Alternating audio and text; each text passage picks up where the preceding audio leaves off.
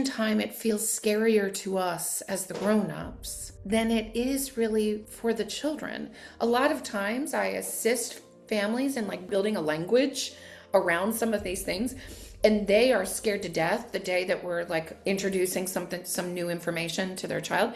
And then the child just like, oh yeah, okay. And they just like receive it. And we've been living with all this anxiety as parents, like leading up to this, like, oh, this is going to be so hard. And that's impacting our own health. And then the child really carries it with much more ease than we've expected.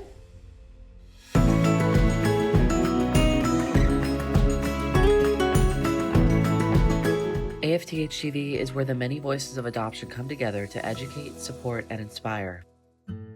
Hello, everybody, and welcome back to another episode of Adoptions from the Heart TV. I'm your host, Amanda Aliberti. We are really excited to welcome Kelly Raudenbush, who is the Executive Director of the Sparrow Fund in Phoenixville, Pennsylvania. So welcome, Kelly. Yeah, thanks for having me. Do you want to share with our viewers a little bit of background of who you are and a little bit about your organization?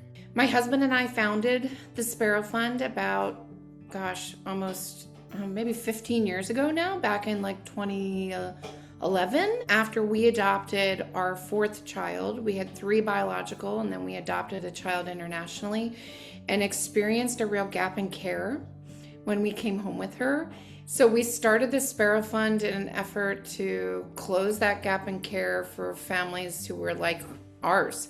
At this point, we've evolved over the years, and now 15 years into this, both my husband and I work full-time for the organization. We have a small staff who works with us, and we just seek to walk alongside families who are either growing their family through adoption or foster care, or have grown their family through adoption and foster care and could use maybe some extra guidance or a friend along the way. And in terms of clients that you serve, is it just in Pennsylvania? Do you do anything virtual based with folks from other states? Yeah, we actually have families. We have a few different programs. So we have a family care program that's for families who are in the process of growing through adoption. And that program serves families all over the country. We right now have 34 families in the program from, I think, 15 different states. So that's pretty wide. Our clinical program is more local because we only do kid work in person rather than virtually. Parent work we'll do virtually, but not kid work. We've done that through COVID and preferred not to. So we do that in person, so that tends to be more local. And then we have a marriage retreat that we run once a year, and that serves families from all over. This last spring, we had families from, I think, 16 different states that came to that. In terms of age range, is there a cap in terms of how old the adoptee can be?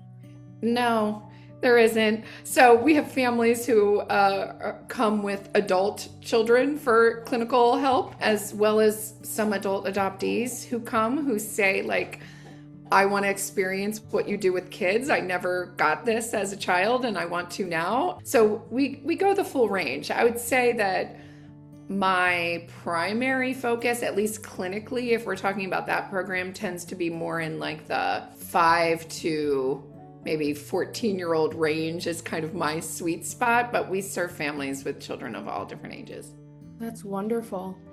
Yeah, I mean, I think we receive a lot of calls at Adoptions from the Heart for folks later on in life, post-placement, right, that are looking for supportive services. And there really aren't many organizations out there that dedicate their care and service to what you're talking about. Oftentimes, adoption is just focused on the moment of placement, but people don't really think about what happens years later and how to parent a child through adoption. I think it's remarkable that you used your personal experience as parents, both biologically and adopted, to start this organization. I will say that one of the pieces that a lot of our families struggle with post-placement years later is how to talk to their children about their stories, specifically when they're more complicated situations, whether it's dealing with birth parents that have struggled with addiction, mental health, incarceration, a child that's conceived through rape. That's a big one, of how to talk to your child about that. And I'm curious your perspective on when it's appropriate to talk to children and what your advice is to families. Yeah, we get this question a lot too. So we're hearing the same things that you're hearing. Usually the way that I describe it to parents is that I don't want children to have any surprises. So I want to minimize those for them so that they don't experience finding something out that like you were maybe afraid to share or tentative to share, didn't know how to share. And then when they find out, it calls a lot of things into question because they may feel like, well, what other secrets are you keeping? That sort of mentality. So the way that I typically describe it to parents then is that sharing a story with a child is like layers of an onion. So I'll literally take my hands and kind of go like this and say, we want to start with the outer layer. As early as infancy, we can start with the outer layer to build a framework for where we're headed in the middle layer when they are developmentally able to handle more information. So maybe in the very beginning, you're just setting up that like you had another mommy whose belly you grew in. Like that's like literally just the very, very outer layer. You're not getting into details, but you're setting it up so that when you go a little further in and then you say, well, you grew in another mommy's belly and she could make a baby, but she couldn't take care of a baby. You know, and that's like one step further in.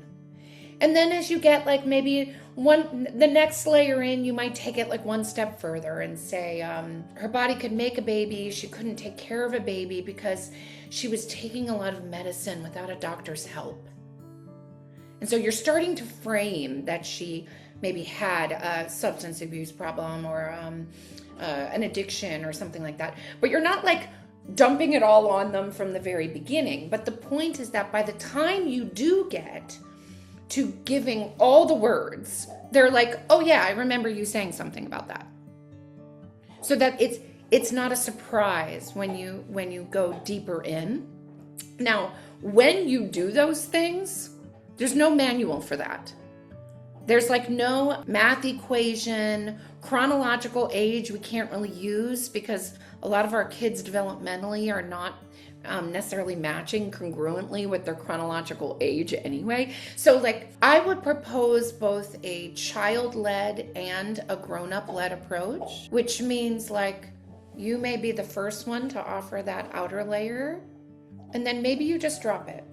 You know, if the child doesn't ask a follow-up question or the child is just like a baby and, you know, you're just framing it, maybe you just drop it there. And then you look for opportunities to kind of bring up the next level and try it out. Sure. Sometimes you think you're just going to do one layer of that onion and then the child asks a follow-up question and you're like, oh, here we go. Like I wasn't prepared for this next spot, but now the child is reciprocating. And so you go to that next question. I think a challenge that a lot of parents have with this is worry that they're going to have to go all the way to the center right away, which means very difficult conversations. Usually the one that is most scary to people is the conversation about sex. And honestly, we don't have to. Most kids are quite content at a younger developmental stage to just hear their bodies could make a baby. That's enough. You don't have to go into all the details of that when you're doing the outer layer. I'm curious, do you think that's why maybe I find that most struggling question or most struggling topic with families is dealing with rape and talking to a child about the fact that, you know, their birth mother went through the trauma of rape and whatnot. Do you think that's why? Because then it may lead to questions about sex and that can be a little overwhelming. I mean, I think that complicates it, but I think that is a particularly emotive, very difficult experience to make sense of, that we have a birth father who hurt a birth mother, who harmed her. So that is Yes, I think people are afraid perhaps of the sex conversation, but I think people are afraid of that even in consensual sex and conception. I think you add in that there was a harm done, and I think parents, adoptive parents, are very afraid of messing it up and like saying something that would make the child feel shame or embarrassed or anger, that might throw their birth parents under the bus. There's so much complication. And then we add in any experiences that the adoptive parents may have had of feeling injured or harmed themselves, if they experienced any sort of violence, that complicates it further. So we're taking something that's hard anyway, and then when you add in sexual violence, we're making something hard like even harder. Any special language that you use or suggestions you can have just from a broad basis of how to talk about rape with a child at age appropriate levels, obviously? Yeah, I mean, what I usually work with parents to do is create a few a few scripts, kind of like what I just said with the onion of like, I'm saying she took medicine without a doctor's help. That's like my normal kind of script for drug use. It makes sense to kids. They get that you don't take medicine without a doctor's help. So it's a way of helping them to understand the substance abuse. And with rape, I usually like sit with parents ahead of time, parents alone. I do a lot of parent work, not just kid work. And we come up with what some of those scripts might be for their situation. So maybe it's something like their bodies could make a baby, but your birth mom did not want to make a baby. Now, arguably, that could be said of many types of unplanned pregnancies, but it frames the fact that there was some resistance. Yeah. So it just introduces, we're not going all the way in to talk about violence yet, but we're introducing the fact that their bodies did make a baby, but one of them did not want to do that. Sure. I love that. I feel like you're simplifying it in a way that makes sense for kids, but you're also leaving space for how are they going to receive the response? Do we push further? Do we hold back? That makes it less scary, in my opinion, as the person trying to explain it. Sure, and so does the scripts. So if we preemptively come up with a few phrases that parents feel comfortable with, could feel organic to them to say in a conversation, and we'll literally get like a phone out and be like, let's make these words and put them on a note on your phone so that they're mutually agreed upon for the grown-ups in the room, and we're just going to use them on repeat. Right. And when they have the script, then they're not as insecure in the moment that they've got to like, oh, I've got to come up with something. That's so challenging as parents. So if we have the script, they have something to lean on, and they don't have to work as hard themselves to come up with the words. That's helpful. If we have not yet formed the scripts, I tell parents they can always take like a timeout and say, you know what, I'm not sure, but that's important. Let me get back to you. Like, it's absolutely okay to not have the answer in the moment. If the child asks a question and you feel flustered and not ready to answer, you could say, well, let me think about that. I do want to give you an answer, but that's really important. So let me think about how to tell you that in a way that makes sense. And then come back to it. You got to come back to it. You know, you can't just let that go hanging and not come back. But you can always buy yourself a little bit of time. But the scripts really do help. A lot of parents find that scripts give them increased confidence and more like partnership with the other parent, that they're like, okay, we know what we're going to say and we're going to say the same words, so that like one parent's not like, why did you say that? We weren't ready for that, or something along those lines. Well, and I think too, from what parents share, you never know when it's going to come up, right? It can come up randomly in a drive home, or, in the bathtub at night, or reading a bedtime story. That's right. Having that maybe in your phone, like you said, in your note section, just like That's those right. topic words, again, makes it feel less intimidating because you feel prepared. Like, okay, Yeah. Here we're doing this. They're asking the questions. They're pushing a little deeper now into that onion, and you feel confident enough, like you said, to kind of go into it with kiddo. Yeah, and if you're following like what I suggested of both a child-led and a grown-up-led approach, then there's a bit of a serve and return here.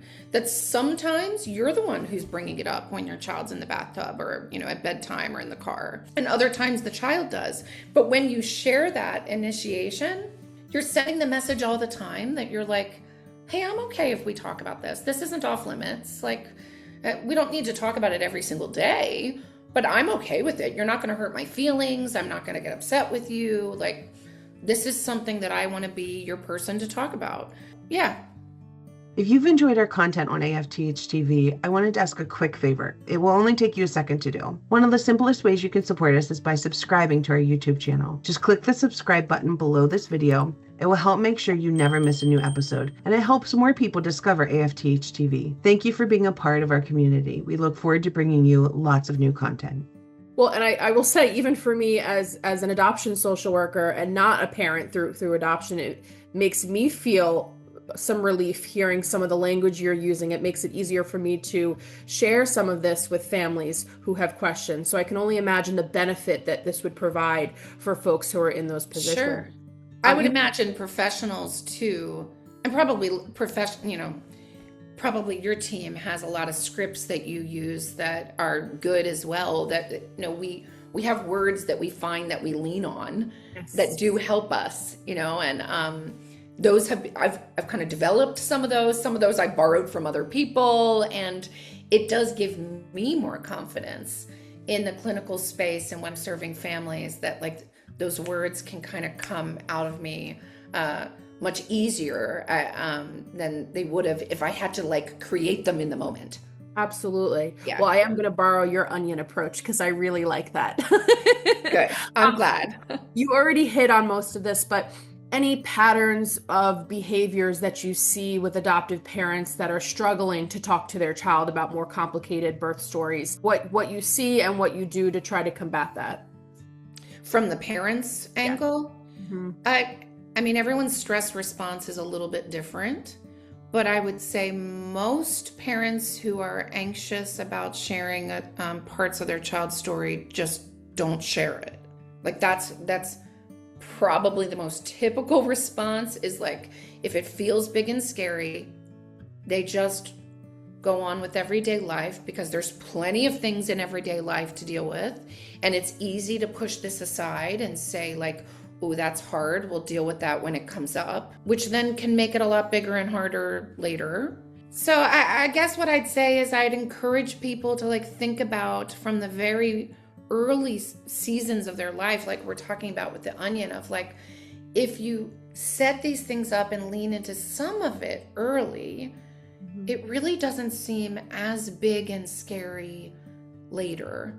Right. And oftentimes it feels scarier to us as the grown-ups than it is really for the children. A lot of times I assist families in like building a lexicon, building a language around some of these things, and they are scared to death the day that we're like introducing some new information to their child, and then the child just like, oh yeah, okay, and they just like receive it. And we've been living with all this anxiety as parents, like leading up to this, like, oh, this is going to be so hard, and that's impacting our own health. And then the child really carries it with much more ease than we've expected. Yeah, I would completely agree. I think even just at a base of talking to your child about the fact that they're adopted, a lot of families can have fear over that. And when is that conversation going to happen? And I think similarly to what you're sharing, we teach families to normalize it from a very early age, right? The moment you bring your kiddo home, and kind of preparing for those moments, especially during pre-placement phase, right? Of waiting for that child. Use that time to educate yourself and prepare, for what's going to happen. Yeah, I mean, I say the same thing to the families we serve, and even in the case when children are infants and not speaking, or in the case that it's an international adoption and children don't speak English, I would say it anyway. Say it in the very beginning when they're really little or when they're not understanding your words, because it's practice for you, so that by the time they do understand your words, it's coming out of you with so much ease. You've had so much practice that you don't even notice. And it's just like normal conversation at that point. So even before, like you said, pre-placement, if a family has other children in the home, biological or adopted previously, just start talking about these things whenever you see an open door to talk about them. And there is no shortage of open doors. So if you can start to practice those scripts and those phrases to some degree, of course, it doesn't have to be every day. We don't need to like make this our only identity as families. But when it comes out of your lips early on, it becomes much easier to keep it going rather than start later.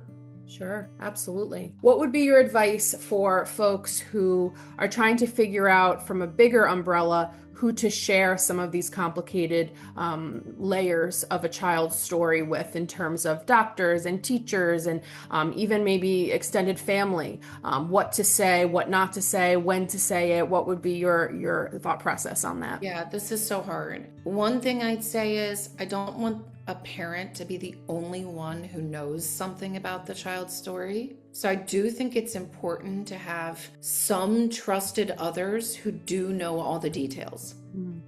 So while we need to exercise caution, I never want details of a child's story that matter to like be with one person, like they're the only one holding that story. That's it's too important to have just one person hold it. So I definitely want someone else who's a trusted other to hold it, though we need to use caution in that.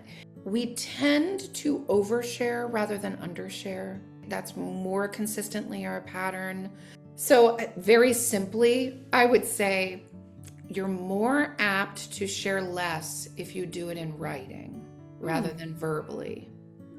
So if someone is not sure, like, oh, my child is starting school and I feel like the teacher should know that this is part of their story, or maybe the child is a different race than you, so you're like, this is obvious that it's a part of their story and I want to provide some sort of context or explanation so that the teacher can handle some of the questions from other kids when I come in to help at a party or, whatever. And I'd say, just write an email. If you write an email, someone else can proofread it. You're more careful with your words, and you're not put in a position where someone will ask a question and then you feel like social pressure to respond. It takes that part out, because emails by nature are one way. You send your message and then they reply, but it slows a conversation down dramatically and allows you to really intentionally think about words. So if you're going to tell someone something, like a teacher or a Sunday school teacher, or like someone in your life, a daycare provider or something, if you're thinking about how do I share this, going with writing is always smarter than in person if you tend to be an oversharer, because then you can just be more careful. But I think it's a great idea to share some context, because like I said, other kids are going to ask questions. I mean, my daughter, as she's now 17, when she was little, and she's from China, and she went to a school with a lot of diversity, and there were a lot of children who came from Spanish-speaking homes who actually looked a lot like my daughter physically, but were not Asian, right? And when I would go into the classroom, kids would come up to me and say, why doesn't your daughter speak Spanish? Like, it was so confusing to them, because they would look at her and be like, she kind of looks like me, but I don't understand this. She doesn't speak Spanish. They were trying to speak Spanish to her. Meanwhile, my daughter was coming home saying, I have so many Chinese kids in my class. And I was like, really? That surprises me. So I think giving the teacher some context to say, hey, you're going to notice real fast, we don't match. This is why. But I can say that without giving details of her story of how she came into an orphanage in China. I don't need to give all that, but giving some sort of context so that the teacher is prepared herself with scripts for how to respond when the kids are doing these kinds of conversations. Or a teacher can be sensitive about some of their assignments that they might give, whether that's like the quintessential dreaded like family tree type of assignment. Or I've had teachers who have been so honoring and caring towards us who just asked like, hey, we're about to read a book. It's a chapter book and there's a character in it that's in an orphanage. How do you feel about that? And some teachers were super great about engaging me and allowing me to be part of like the educational process when they knew there might be some triggers or overlap. So sharing is a good idea. We don't need to be like so tightly protected and guarded that we don't share anything, but sharing by writing sometimes can help us not fall into some of our patterns. Yeah, absolutely. Well, Kelly, you have been a wealth of knowledge. I really appreciate you giving just a very natural way of approaching all of this. It's very comforting, and you're very supportive, and you make it feel less intimidating. I think it can really help folks feel more confident moving forward as a parent through adoption. So I just want to thank you for taking the time to share. For folks who see this and are interested in learning more about your organization, the Sparrow Fund, how can they get in touch with you and the folks at your place? Yeah, they can find us online. They can just go to sparrowfund.org and find us there. And we're about to go through a bit of a rebrand, and our name is going to change soon, but they should be able to find us even going to the old site. Wonderful. Well, thank you so much. We appreciate you and all the great work that you're doing. Thank you so much. Folks should definitely check you guys out and use the support moving forward as parents. Thank you. Thank you so much for tuning in, and we'll see you down the road here at Adoptions from the Heart TV.